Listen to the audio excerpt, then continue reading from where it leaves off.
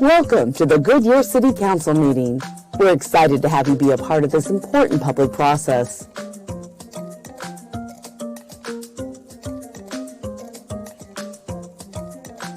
Tonight, you will have the opportunity to address City Council on both non-agenda and agenda items.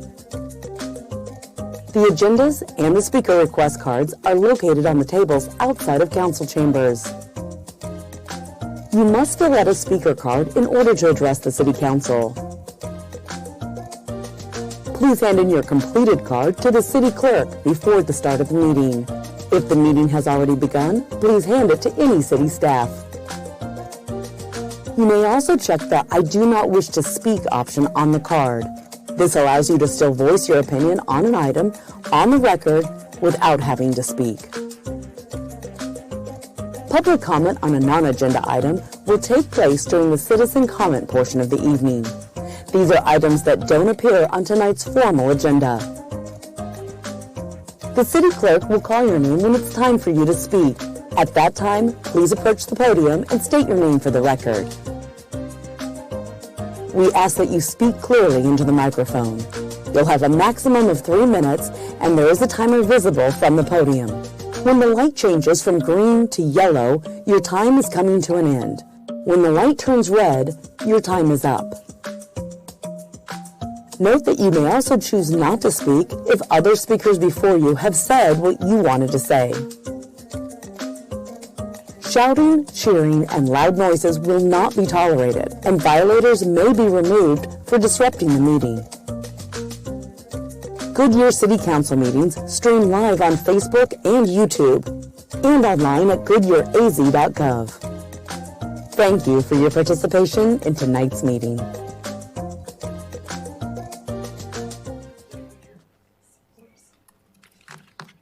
I'd like to call the regular meeting to order for December 6, 2021.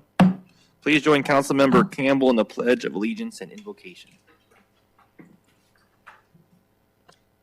I pledge allegiance to the flag of the United States of America and to the republic for which it stands, one nation under God, indivisible, with liberty and justice for all. Please bow with me as we pray. Our Heavenly Father, we are so thankful for this day that you have given us, for all of its blessings, its opportunities, and its challenges. We pray for strength and guidance for each day as it comes, for each day's duties, and for each day's problems. As we gather here tonight, we pray that we are ever mindful of all of the responsibilities that we have to our fellow citizens as we deliberate the business before us this evening. We pray for protection of our military, our police, and our firefighters and their families. We pray for those who are suffering from COVID and other illnesses. We pray your healing hand on each and every one of them, Lord. Give them peace, encouragement, and hope. May we be challenged, Lord, to always give our best, and may we be assured of your presence with us each and every day. Amen.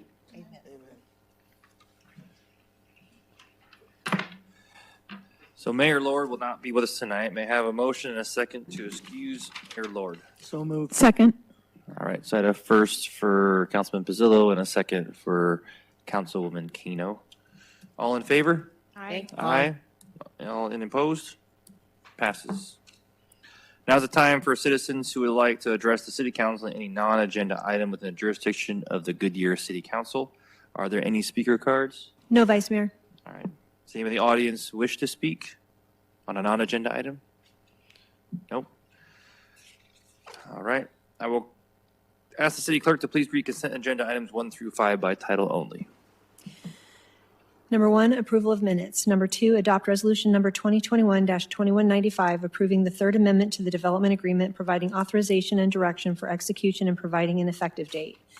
Number 3, approve expenditure of funds up to $1,568,560 for the purchase and installation of a replacement emergency backup generator for Booster Site 11, Project 60047.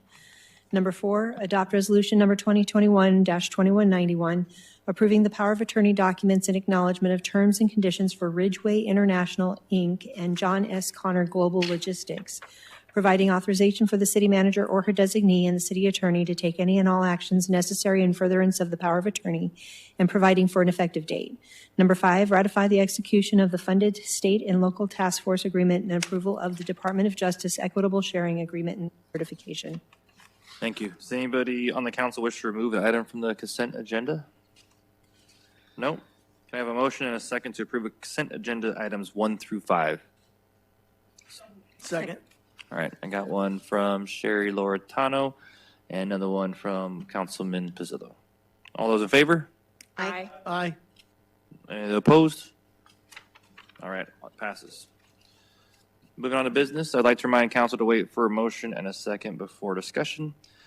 The first item on business is to consider approving FY 2022 pavement management projects. Looks like Hugh and team is coming up. Please introduce yourselves. And then, are there any? Good evening, Mayor, members of council. I'm Hugh Biak, the city traffic engineer. With me this evening is Brian Harville, our pavement management coordinator. And tonight we will be presenting the fiscal year 2022 pavement management projects. Give you a quick agenda of what we'll be discussing this evening. First, we're going to discuss the pavement condition results. Next, we'll be discussing our treatments for fiscal year 2022. Then we're going to follow up with the treatment locations and then closing with the staff recommendation. First, I'd like to talk about the Pavement Condition Index, or abbreviated as PCI. What that is, it's a rating of how well the pavement is within the city. That we hire a consultant every 7 years to evaluate all of these city maintained roadways within the city, arterials, collectors, residential streets. And what it does, it gives it a score for each segment of roadway, and it's rated on a scale of 1 to 100, 1 being the lowest, with 100 being the highest. We began this program in fiscal year 2014, the current program we're running today. That when we began, we had a PCI rating citywide of 68.1. And then last year, the last time we did the citywide evaluation in fiscal 2021, we had a PCI of 74.9. And with that, I'm going to turn over to Brian, who will discuss our pavement treatments. Brian? Good evening.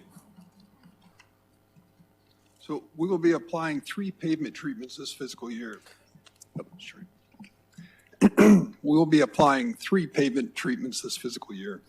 The first is an asphalt microsurface designed to reestablish the wearing course and seal the asphalt surface to help minimize cracking on arterial and collector roads. Pictured is Bullard Avenue, west of Lower Buckeye Road. This road was completed in FY '21.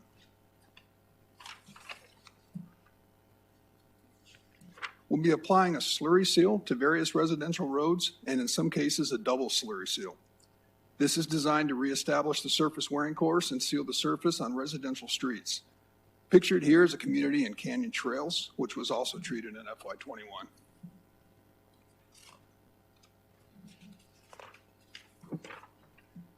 Our third and final treatment will be a surface seal.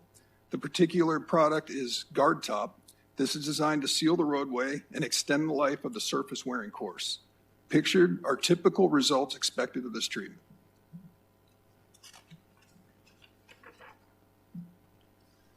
Now we will look at the locations of the various treatments by city area.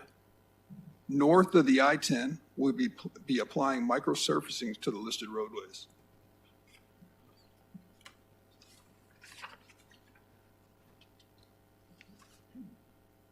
The central area of the city between the I-10 and MC-85 will be receiving all 3 treatments as noted on the map.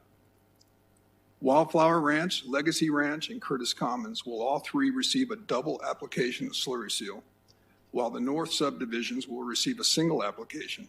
Centera neighborhoods will receive a Guard Top surface seal.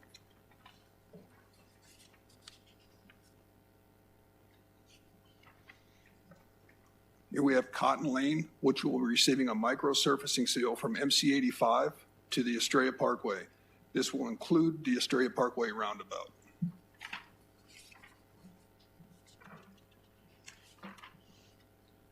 In this map, we see the southern part of the city in EMR. The neighborhoods being treated are all off of Calistoga, with Tranquility and Serenity receiving a slurry seal, while Stone Canyon, Medina, and Terrata will receive a guard top surface seal. The southernmost part of Estrella Parkway and Willis Road will receive a micro seal application. At this point, I will hand things back to Hugh to wrap up the presentation. Thank you. Thank you, Brian. So this is the cost summary we have come up with for this year's fiscal year 2022 pavement management program. What we're looking at for microsurfacing is an approximate cost of $1,715,000. Slurry seal treatments in the amount of $1,063,000. Surface seal in the amount of $265,000. And then our ADA or concrete ramp or pedestrian ramp improvements with an approximate budget of $250,000 for a project total for this fiscal year of $3,293,000. And our staff recommendation is to approve expenditures in the amount of $3,293,000 to complete fiscal year 2022 pavement management projects in various locations throughout the city. And with that, I'd be happy to answer any questions. Thank you. Great, thank you. Great presentation. Any other council? Sherry?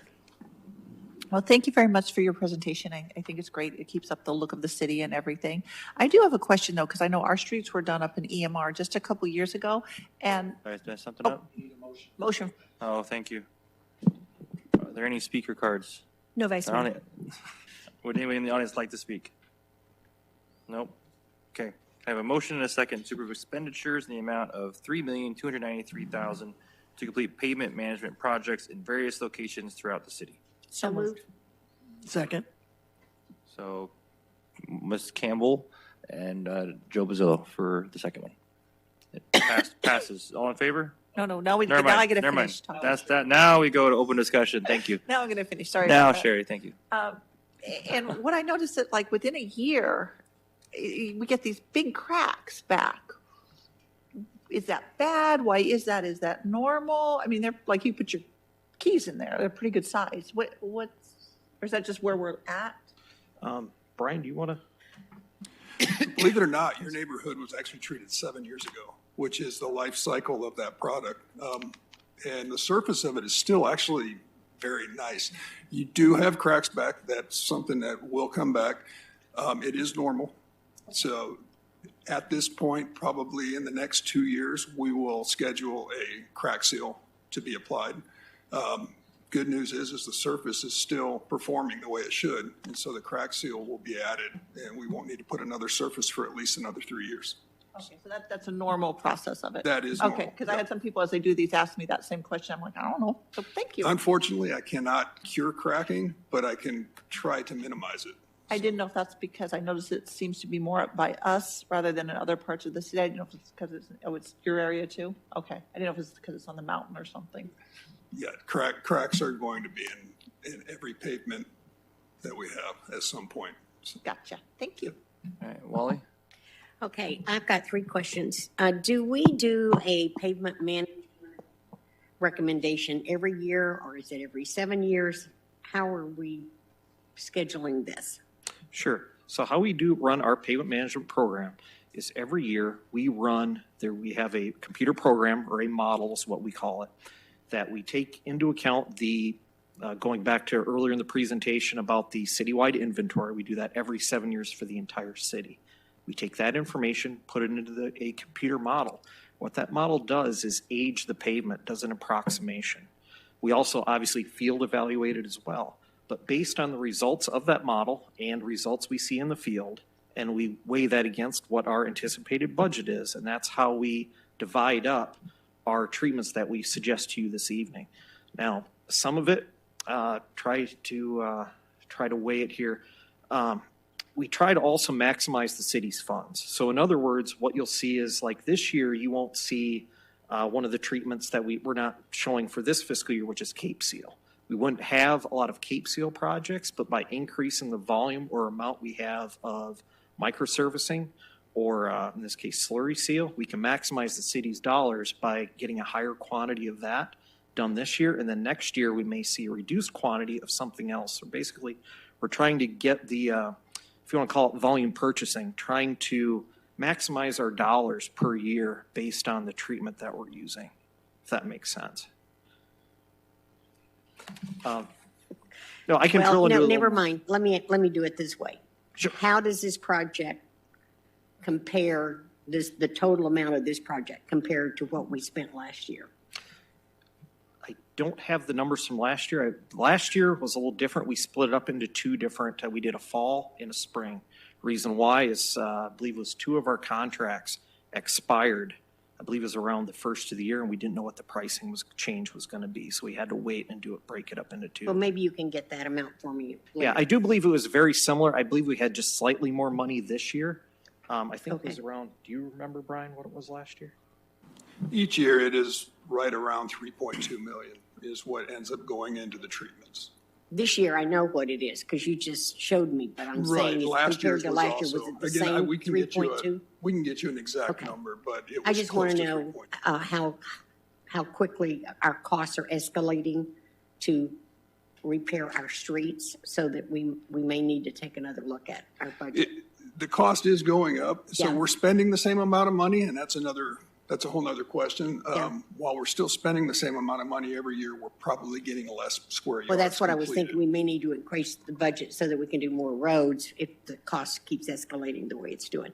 So my next question is Elwood Street finished to Cotton Lane? And you're going to be doing some kind of surfacing. Are you going to surface Elwood Lane from Pebble Creek Parkway to where it goes down to 2 lanes?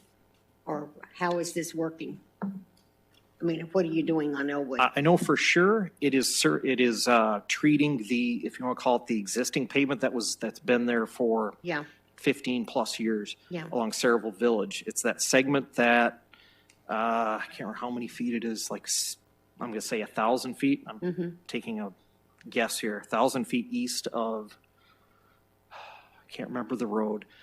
It's a half mile long. So let's just say a half mile east of Saraville. The old 2-lane section before it was just a 2-lane roadway. So that wasn't covered with the development.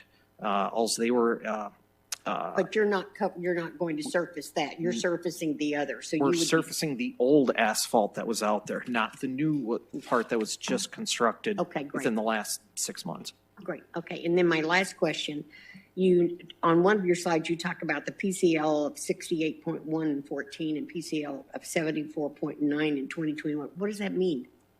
That's just the It's a rate. PCL. Is that how thick the surface is? Do you want? It's actually the PCI, which is the Pavement Condition Index. So that is the overall score of the condition of that road. And that's the score we have given them. That is the score that our contractor has given it based on the equipment that he's ran over the roads and gathered the data and calculated the PCI. Okay. So it's basically that it takes into account the surface and it takes into account the cracks and everything that makes up that piece of pavement. So is 74.9 worse? Means we need to do it now? 74.9. 68.1, is that, which is the good number? 74.9 is the better number. Okay. And actually 74.9 is a very respectable number for a pavement condition index of the entire city. Okay, then that means we're doing a good job. That's just what I was trying to get to. And people hearing us online or over the internet, they're not going to know what a PCL is. So that's what I wanted them to know, because the only pothole I have found in this city is at going on the I-10 on-ramp at Pebble Creek Parkway. And it knocks your socks off. But that's not our problem. That's ADOT. But you might want to let ADOT know. I can let ADOT Please. know. Thank you. Absolutely. Thank you. Joe? Yeah, just to piggyback on what Councilmember Loretano was mentioning, what's the warranty on this? I know I'm in Treviso, and the cracks came back relatively quick in that road. Same place. They cap on that. Is there a warranty on this? I know that's all part of the natural process, but it seems it should last a little while. And it seemed to me that it came back relatively quick? There is the average warranty on a product is a year. That's it? Yeah, a year. Now our HA5 is a little different, which that's unfortunately not what went in to your neighborhood. That gets a 5-year warranty, but generally we get a 1-year construction warranty on the product. Now, reflective cracking, there's just no way to prevent that. We can seal it, and we can. Your neighborhood actually received what's called a cape seal, and so we crack sealed and then put a low volume chip seal on, and then came on top of that with a slurry seal. But unfortunately, there's just no way to prevent all the cracks. Our goal is to minimize, in which a lot of that smaller cracking that's existing, we can, that'll bridge over top and you won't see those create into the larger cracks. But the cracks that are crack seal size, when we put this treatment over top, the odds are they are going to shadow back through. The only thing that really will fix that is to remove the pavement and replace it. Again, we can try to stay on top of that with crack seal. But then again, that tends to be a negative in the eyes of a lot of the residents, because then you put the crack seal down, and when you're driving over that, you hear that crack seal, and it takes away the quietness of the roadway. Yeah, it just seems like they're in the same place, you know, they come back in the same place, the size, the cracks. So I'm just kind of curious on that. To me, it seems like, you know, once they patch it, which they did, they put some stuff in there, you know, and before they put all this, you would think it would last a little bit longer unless that thing is still moving underneath. Right. You know, I mean, when they originally built that road, or built the road in the development, they didn't set it up long enough for it still settling for it to start spreading like that as quick as it does. So again, I don't claim to be a road specialist, but it just seems that it could last a little longer. Well, and we could be at the point where maybe that needs to be cut out and replaced. So that particular crack, and so that's going to, maybe we can do an inspection of the neighborhood. I'm just curious if you just take a look to see if it's aging correctly or normally, that type of thing on there. That's all. You know, it just seemed like it came back awful fast and in the same place. Now, my son lives in the Rio Paseo area where you had it done. It looks just the same day it was several years ago. You know, looks good when the seal went down. You know, the road itself looks pretty nice. You know, it didn't really come back with the cracks. So, again, I don't know if it was because of that initially when it's installed, you know, or something with the product. You know, again, don't claim to be an expert in this, but it just seems like it should last longer. That's just my 2 cents worth. Thanks. All right. Bill?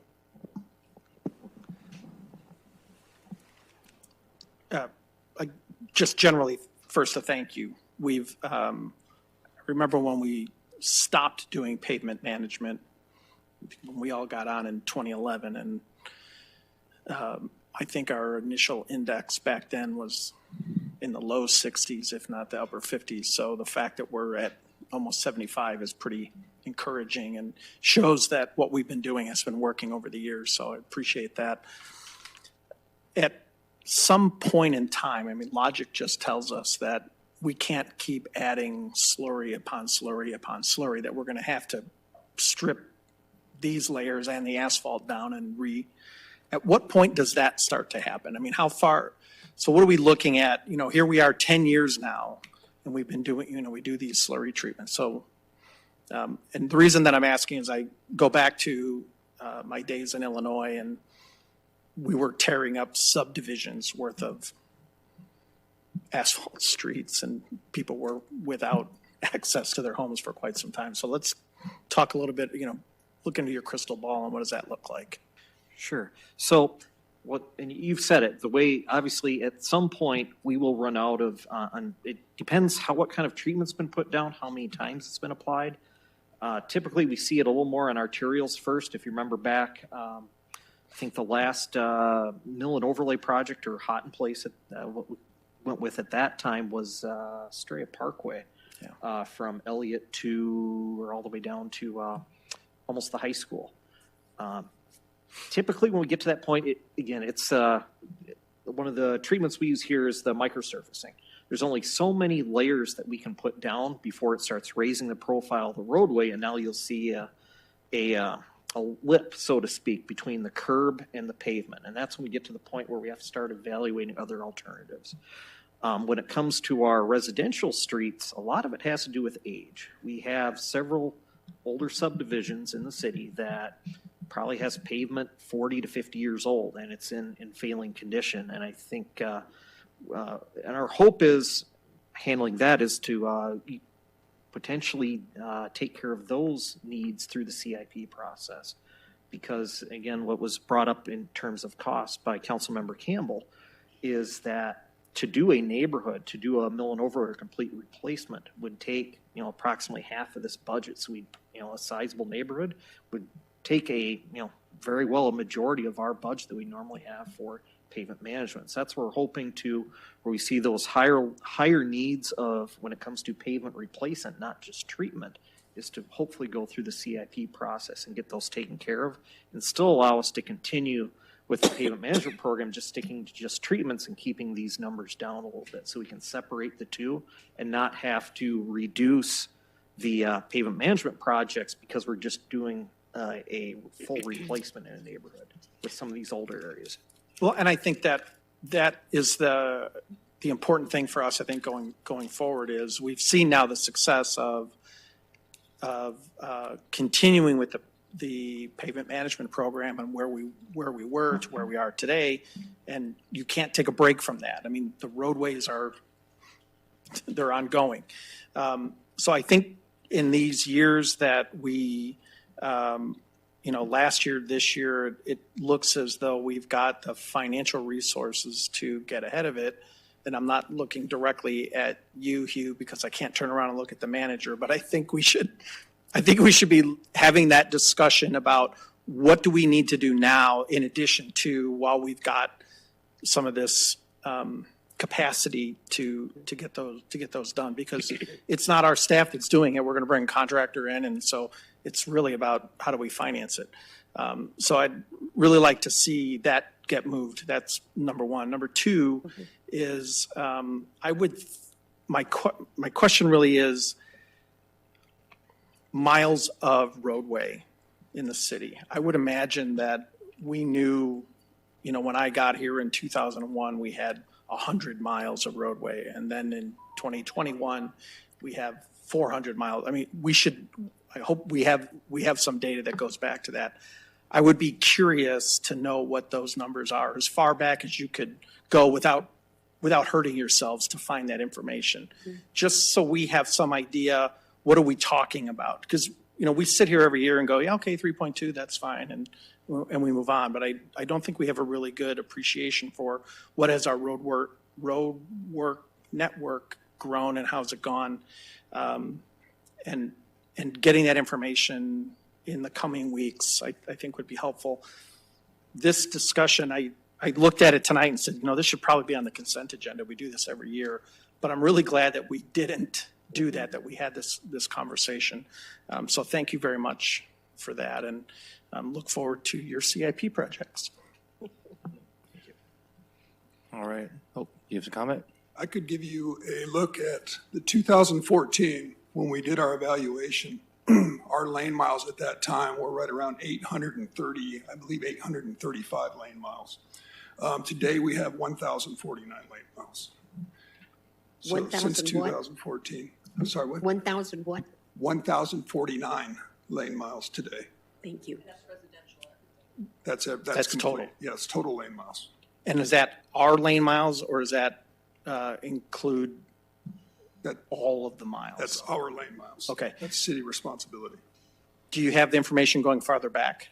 I Not can with pull that you, but- together. Right. Okay. Right now I've got 2014 just because that was a momentous No, undertaking, that's- so it kind of sticks in my head. I appreciate you being prepared. So I'd like to see, it doesn't have to be year by year, but maybe 5-year increments as far back as we can go. So if you go all the way back to 2000, that would be great. 2000, 2005, 2010, 2015, 2020, that would be awesome. Just so we have some idea what we do and what impact it has, as we refer to as second and third order effects. When we say, hey, we're going to do a subdivision, that's great, but that's just another 40 miles of asphalt that we've got to maintain. So it helps us look forward into the future. So again, no rush on that, but I think it's been great information and an awesome discussion, so thank you. All right. Thank you. Yeah, it's definitely the face of our city. So, I mean, definitely important for us. Everybody experiences the city on our roads here. So it means a lot to our citizens and to our community when we have high quality roads. It means translates to a high quality city. So thank you. I don't have anything else. I guess we'll vote on this. All those in favor? Aye. Aye. Any opposed? It passes. All right. Thank you. Next item on the business is an agreement to share costs for the feasibility study of Bartlett Dam modification alternatives among cost share partners and Salt River Project Agricultural Improvement and Power District and related budget transfer. So I think we have Gretchen. There you are. Yes. Gretchen, welcome. Gretchen will Thank you. go ahead and you can give your presentation. Thank you. Okay. Good evening, Vice Mayor and Council. Here this evening seeking approval to enter into a cost-sharing agreement with the Salt River Project and participating cost-sharing partners for the feasibility study of the Bartlett Dam modifications. I'm also seeking approval for the associated budget transfer. Earlier this year, the U.S. Bureau of Reclamation and SRP conducted an appraisal level study to investigate options to restore capacity that was lost in the SRP Verde River reservoirs due to sediment accumulation, specifically at Horseshoe Lake. The recommendation was to move forward with the feasibility study to determine the viability of raising Bartlett Dam, which is the downstream dam, and then keeping Horseshoe as a sediment trap. The modification could allow for the capture of up to an additional 110,000 acre feet a year, and this water would be available to the partners participating in the study. For Goodyear, this water could be delivered to our surface water treatment plant via our new infrastructure and our existing agreements with Salt River Project. In August, Council had approved an agreement allowing the city to enter into the MOU with the SRP and the partners or potential partners. So here we are at the second step. We've got the cost sharing agreement. So regarding the funding to support the feasibility study, we are asking for an amount that would allow us to be a voting member on the steering committee. So this would put us in a position to provide input for the criteria of who would benefit from the water. It would also make us, or the steering committee would also be responsible for developing the preferred allocation recommendation to the Bureau of Reclamation. So the cost to be a voting member on the steering committee is $400,000 total.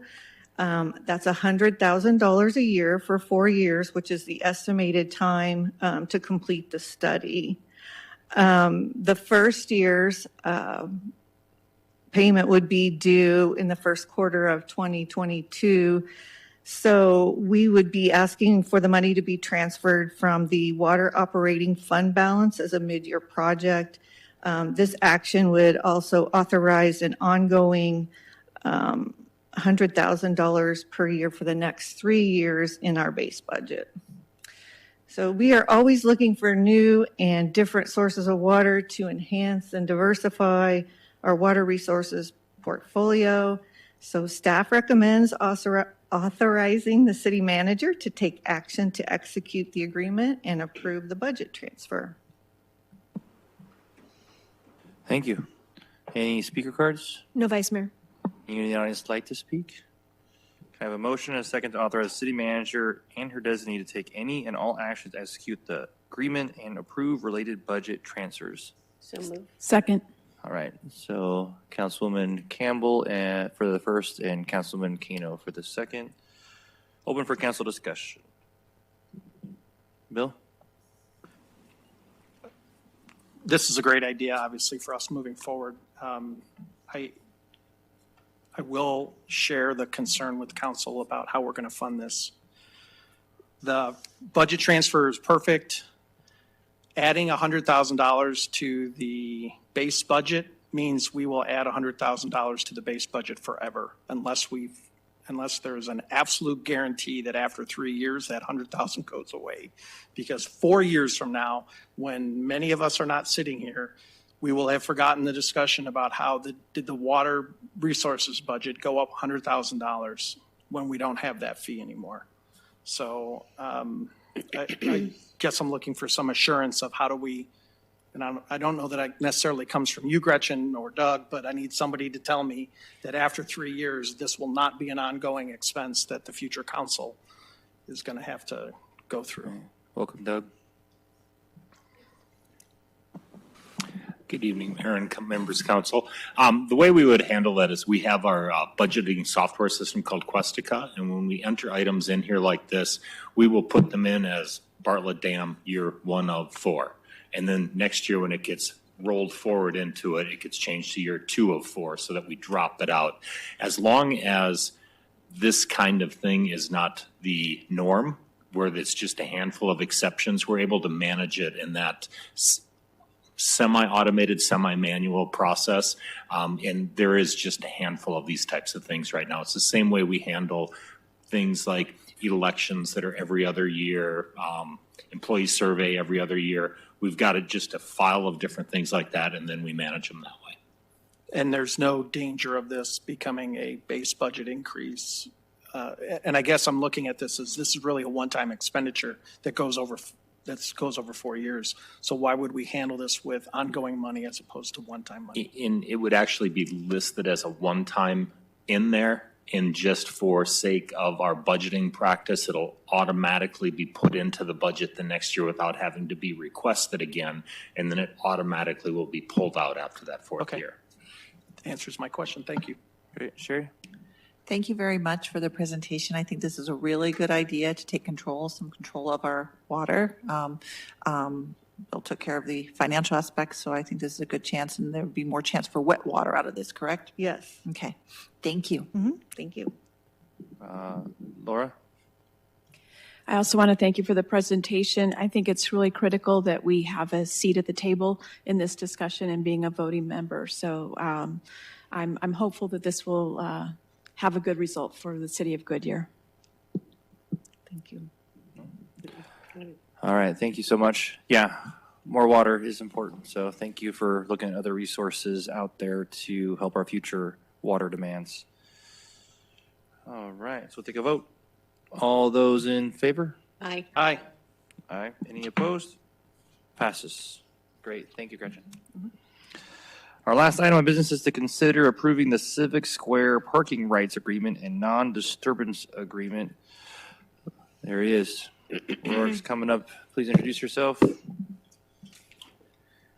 Thank you, Vice Mayor, members of the council. Roy Massey, the city attorney. The item we have in front of you this evening is a resolution to approve 2 agreements related to the city's very first parking garage, which will be located adjacent to the new City Hall and the new Globe Class A office building. Generally, it says in here is Lot 7. This is the Globe Class A office building, and the new City Hall is right here. Thank you. Appreciate the assist. They don't let me play with this very often. I was imagining it. So. As you also note, there is some surface parking immediately adjacent to the City Hall, primarily to serve the library, but this will be a parking structure that will serve both the Globe Class A office building and the city parking needs as well. This is a follow-up to the 2019 development agreement we entered with Globe. This is one provision of the agreement that we would partner on the construction of this parking garage. We agreed that the city would contribute $5 million towards the cost of the garage and be allocated a pro rata share of the spaces in the garage based on what the final cost of the garage came out to be. The final cost of the garage was $13,933,827, and that gave the city 327 parking spaces in the garage for our dedicated use, both to park the city staff or to work at the building, any city vehicles that need parking, and also for general public parking. As a provision of the development agreement and the agreement in front of you this evening, it also recognizes that the balance of the garage, the additional 600 spaces, are available on nights and weekends for general public parking for use to support the City Hall and the Civic Square Park.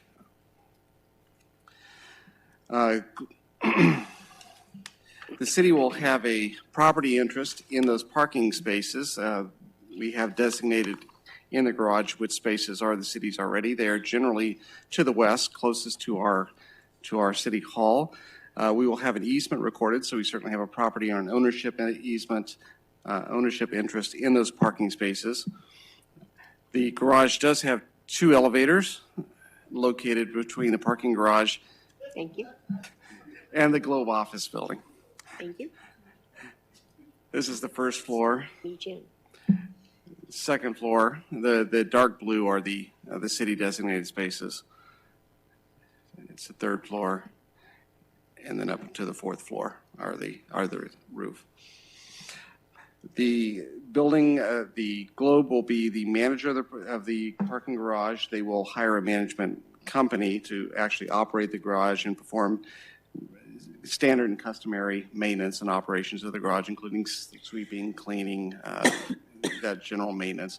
The parties have agreed that we'll share the cost of operations at a 50-50 basis. There'll be an annual budget established and billed to the city either on a monthly or annual basis, however we choose to pay for our costs. And we'll also share any ongoing or one-time maintenance obligations on a 50-50 basis on the garage.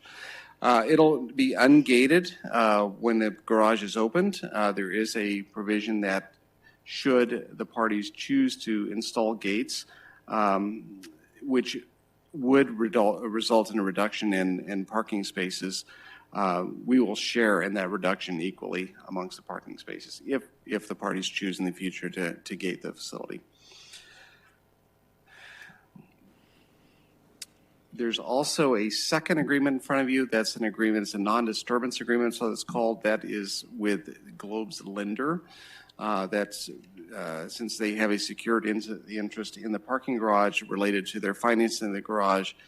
Should ownership ever revert to the lender, it protects the city's interest in the parking agreements, that our rights remain into place.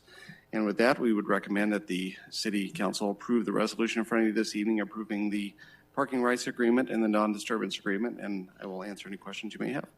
Great. Thank you. Are there any speaker cards? No, Vice Mayor. Would anyone in the audience like to speak? No? Will the clerk please read resolution number 2021-2194 by title only? Adopt resolution number 2021-2194 approving the Civic Square parking rights agreement and the non-disturbance agreement, providing authorization and direction for execution and providing an effective date. I have a motion and a second to adopt resolution 2021-2194. So moved. All right. First with Councilmember Pizzillo, a second with Councilmember Stipp. Open for council discussion. Nope. Let's vote. All those in favor? Aye. Aye. Any opposed? Nope. Passes. Thank you. Rourke? Does any council, now I'm going to move to information items. Does any council member have any comments, commendations, or reports, or on current events or requests for future items? Wally? I have a couple of community events to mention, and then I've got some inquiries of the city manager. I'm assuming we'll give a better report or a more detailed report, but Saturday we picked up donated toys from the Pebble Creek Pickleball Club for fire, and they did an extraordinary job filling a 5-car little mini train full of toys for our children, for our city, and we just wanted to thank them for their generous contributions to us. And also, there is a group of 2 women that were in Pebble Creek at a meeting with me that I mentioned I needed 35 turkeys, and they got me 35 turkeys for our fill-a-need. And I just want to thank them as well. It was just extraordinary, the amount of compassion and really love of the city that the residents are showing, especially at this time of the year. So do you want me to do my inquiry now or wait? Yeah, do it now. Yeah. It's Okay. now, yeah. This is for the city manager. It has come to my attention this weekend that the residents of this city would like the burlap bags taken off the light standards to turn left and right. They feel that they have the turn signals covered for 10, 15, 20 years, and the traffic has increased so much that they would like to have the bags down so that they could actually turn when the light comes on instead of waiting. And the second thing is, I was asked, how frequently does Liberty Water test the fire hydrants in all of the Goodyear city area that they service? We would like to know when they were tested, and if they are not being tested, we would like them tested. I know they're required by law to test them, but I don't know what the law is, to be honest, for that. But we have a concern about it because we have residents who have actual fire hydrants in front of their homes that they've never seen anyone come and test. And they don't have to be home to see it. You'd see all the water if it was being tested. And they want to make sure that Liberty is doing their part because they're not sometimes very responsive to the residents. When they call and ask, they don't get an answer. So I told them I would ask. And then last but not least, I got a complaint that the traffic signals are too long again on the thoroughfares, and the roads going east-west do not stay green long enough. And we're specifically talking about 144th Avenue and Indian School. I know we've had a couple of accidents there. We even had a fatal accident at that intersection. And apparently it's timed at 144th Avenue for the school, but then on the weekends when the school is not in session, I don't know that they need the long light on 144th Avenue. And they also felt that the lights were too long on, not Bullard, but on Litchfield Road and on Pebble Creek Parkway. They thought they were too long going east-west. Oh, I'm sorry, north-south. North-south. And I don't know, it seems to, we may be doing 4 minutes now. And I'd like to know what we're doing. And that's it. All right, thank you. Noted.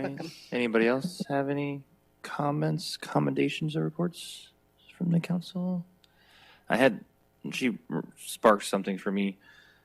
I'm just curious to update on the fiber that's going to be laid throughout our city. I had a company that is doing it saying there was an issue, and I just want to make sure that there is no issue with getting our 40 miles of fiber throughout the city. So,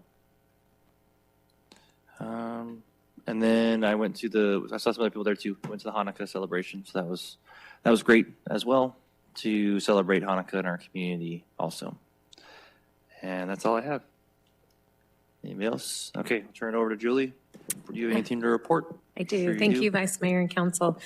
First, I'd like to congratulate Councilmember Loretano. She was selected as the Vice President of AMWA. Oh, good. And then next, I'd like to give an update on the fabulous Goodyear Glows event that happened at the Goodyear Recreation Campus on Saturday evening. The tree was lit at 6 p.m. sharp with fireworks, and Rockin' Around the Christmas Tree was performed live by the Chauncey Jones Band, while glow glasses were given out to the crowd, which were incredibly popular. 40 tons of snow were brought to the recreation campus, and I saw the kids enjoying it. It melted pretty quickly. But the most popular celebrity of the night was Santa, who made a victorious return to in-person events with families, and we had more than 700 visits take place with Santa during our event. We had holiday-themed bounce houses, custom ornament station, food trucks, bouncy houses, and truly got to see it for myself. Our community really enjoyed that event.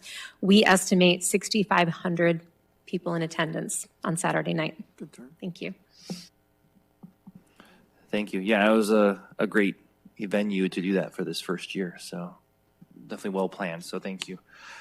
So the next meeting is an anomaly. It'll be a work session beginning at 4:30 p.m.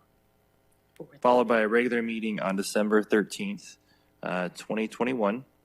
And then with there being no further business to discuss, this meeting is adjourned.